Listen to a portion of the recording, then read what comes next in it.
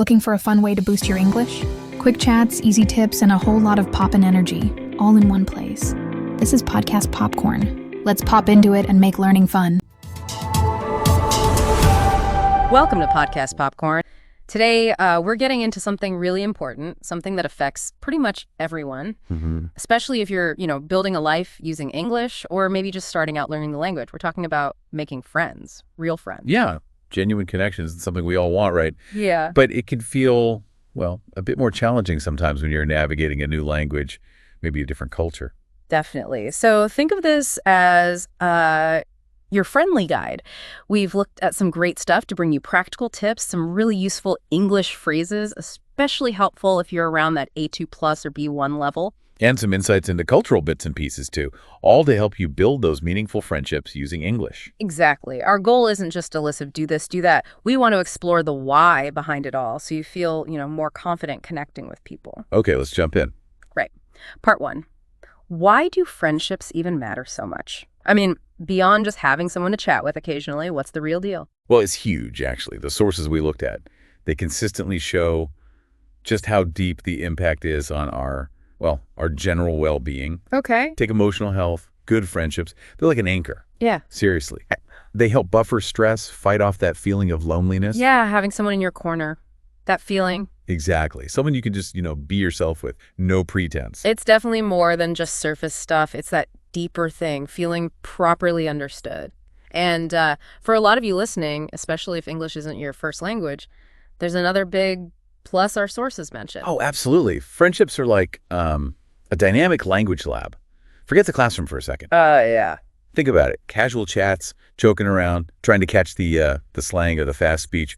That real world stuff, it massively boosts your fluency and your listening skills too. In a way, textbooks just can't replicate. Precisely. You're soaking up natural speech, real vocabulary, all in context. It's brilliant practice. Something else that really jumped out at me was how friendships open your mind, new perspectives. When you connect with people who see the world differently, it just broadens your own view, doesn't it? It really does.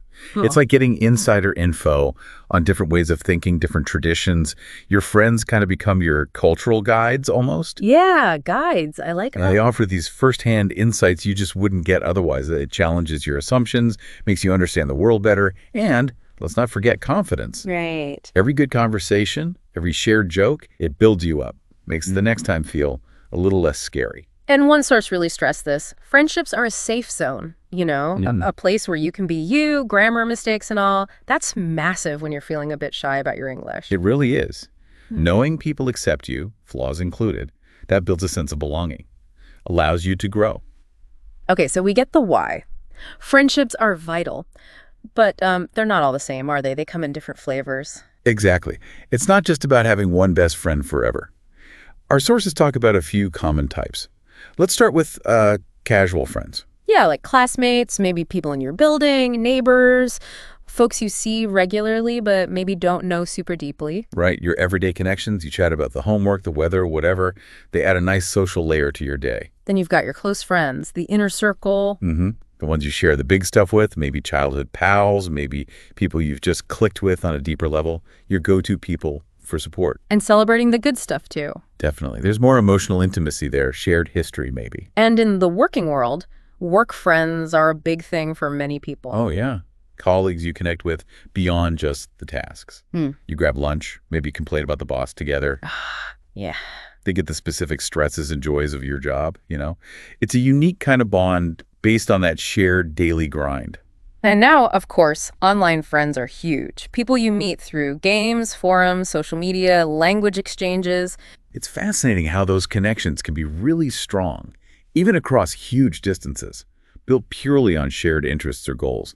They can offer real support. And maybe especially relevant for many listening, cultural friends. Yes, people from different backgrounds, maybe other language learners, people you meet traveling or studying abroad. These are super enriching, right? Because you get those cross-cultural insights we talk about firsthand. Exactly. You really learn to appreciate different ways of life. So yeah, valuing all these different types is key. They all add something to your social life. Okay, so we know why they're important, the different types. But let's be real. Making friends isn't always a walk in the park. No. especially if you're juggling language learning and maybe cultural differences too. What are the common sort of hurdles people face? Well, the big one often is the language barrier itself. Yeah. Understandably. Yeah. Worrying about mistakes, about not quite getting what someone says, especially if they talk fast. For learners around that A2 plus AB1 level, they can feel like a major block. It's that vulnerable feeling, isn't it? Like, what if I say the wrong thing? What if they don't understand me? It can make you hesitate. Exactly. And then tied into that are the cultural differences.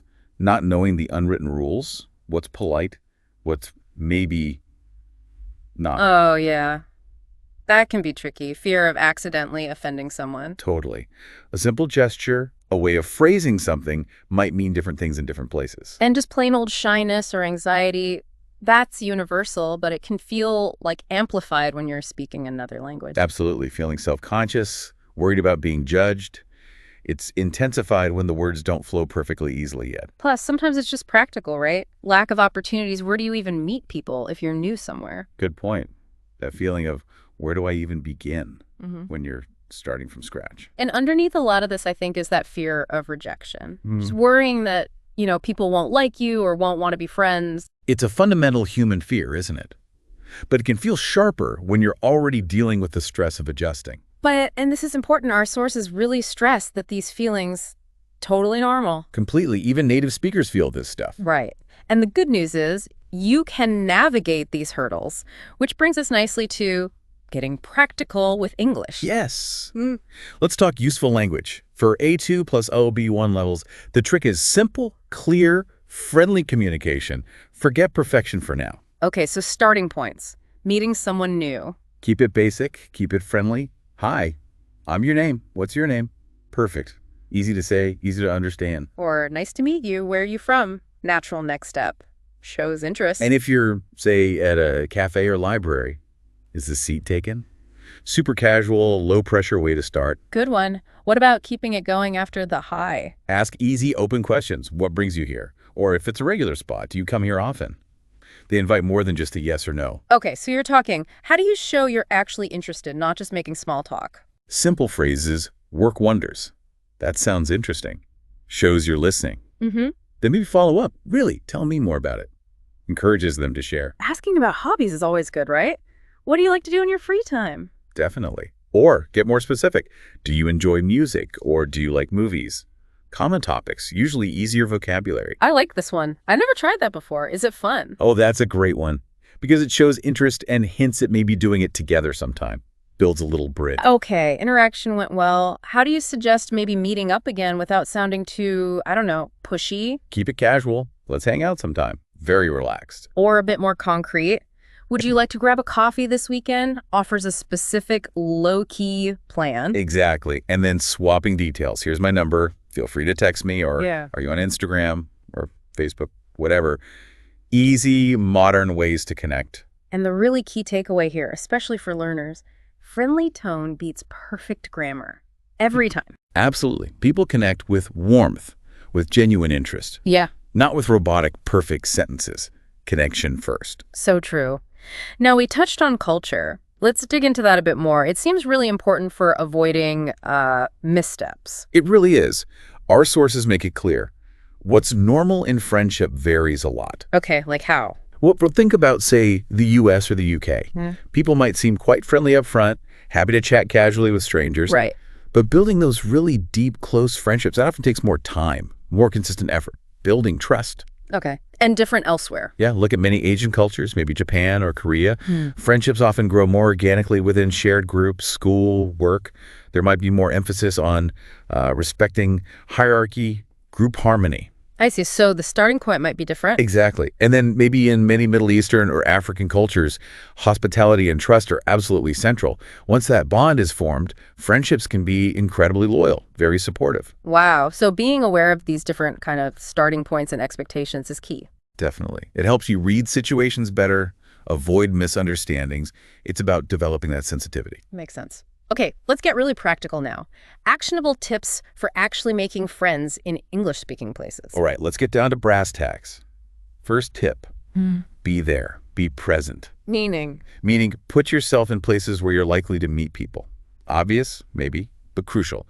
Join a club, take a class, go to language exchange events, community gatherings. Show up. Increase your chances, basically. Exactly. And second, take the first step. Don't wait for others. Easier said than done sometimes. I know. But even a small thing helps. A smile. A simple hello. Maybe a genuine compliment. I like your bag or something. It breaks the ice. Makes you seem approachable. Right. Then, once you are talking, be curious. Genuinely curious. Ask those open-ended questions. Like the examples we had. Why did you choose this city? Or what's your favorite thing about your country? Stuff that needs more than a one-word answer. Precisely. Get them talking. Show you're interested in their story. And remember to share a bit about yourself too, right? It's a two-way street. Absolutely. Talk about your hobbies, where you're from, maybe a funny little story. But balance is key, as the sources say. Don't overshare everything on day one. Yeah, ease into it. It's give and take, listening and sharing. And the final really practical tip, follow up. Yes. Don't let a good connection just fade away. Exactly. If you had a nice chat, send a quick message later. Hey, it was great meeting you. Let's catch up again sometime. Simple. Shows you're serious about building that connection. Keeps the momentum going. Now, specifically for English learners, using these budding friendships to practice English, that's a win-win. Totally. How can people do that? Well, our resources had some neat ideas, like a conversation journal. You and a friend write short dialogues together, then read them aloud. Fun way to practice new words in context. I like that. Or role-playing. Practicing those nice-to-meet-you scenarios with a language partner. Yes. Using the phrases we talked about. It's like a rehearsal. Builds confidence for the real thing. Low stakes. What about practicing alone? Also useful. Record yourself introducing yourself, talking about hobbies. Listen back. You'll spot things with pronunciation, get more comfortable hearing your own voice in English. It feels weird at first, but it helps. Okay. And join discussion groups. Great idea. Online or in person. Usually supportive places where everyone's learning. Good for building vocabulary and just getting used to speaking more. So you're practicing English and meeting potential friends who get the struggle. Exactly. Mutually beneficial.